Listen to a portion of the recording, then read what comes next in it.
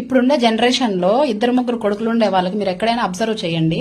ఒకరు అయిన వాళ్ళు ఉంటారు, ఒకరు బయట వాళ్ళు ఉంటారు. కోడళ్ళు అయిన వాళ్ళు అని చెప్పేసి మా వాళ్ళలోనే చేసుకోవాలా, మా వాళ్ళలోనే అట్లాంటి వాళ్ళకి చెప్తాను, మీరు మీ వాళ్ళలోనే చేసుకోండి. మీ వాళ్ళలోనే అందరూ కూడా ఒక చోటే ఉండండి. కోసుకుంటారో కొట్టుకుంటారో మళ్ళీ కలుపుకుంటారో ఏమైనా చేసుకోండి, అది మీ ఇష్టము. బయట నుంచి మనం ఒక సంబంధాన్ని చేసుకుంటాం అంటే చేసుకునేంతసేపు బాగుంటారు, చేసుకున్న తర్వాత బయట వాళ్ళని పార్షాలిటీ చూపించి వాళ్ళని వాళ్ళ పుట్టిన పిల్లల్ని ఒకలాగా ట్రీట్ చేస్తారు, వీళ్ళని వీళ్ళ పిల్లల్ని ఒకలాగా ట్రీట్ చేస్తారు, 5వ 10వ సాయం చేస్తారు. వాళ్ళనైతే కనీసం మనుషుల్లాగా కూడా ట్రీట్ చేయరు. అలాంటి వాళ్ళకి చెప్తాండ, మీరు ఎవరినైతే నెత్తిన పెట్టుకుంటారో, ఎవరైతే నా వాళ్ళని విర్రవీగుతారో అలాంటి వాళ్ళు లాస్ట్కి వాళ్ళ చేతులతో లాస్ట్ చచ్చిపోయే ముందు నీళ్లు కూడా తాగే రుణం మీకు ఉండదు. వాళ్ళు వచ్చి పోయాలనుకున్న వాళ్ళకి కూడా ఆ రుణం ఉండదు. ఎప్పుడైతే మీరు ఎవరినైతే బాధ పెట్టిస్తారో, ఎవరినైతే మీరు ఎక్కువ ఇది చేస్తారో లాస్ట్కి వాళ్ళ చేతికి కూడా మీకు పరమాన్నం అవుతుంది. వాళ్ళ రుణంలోనే మీరు పోవాల్సి కూడా వస్తుంది.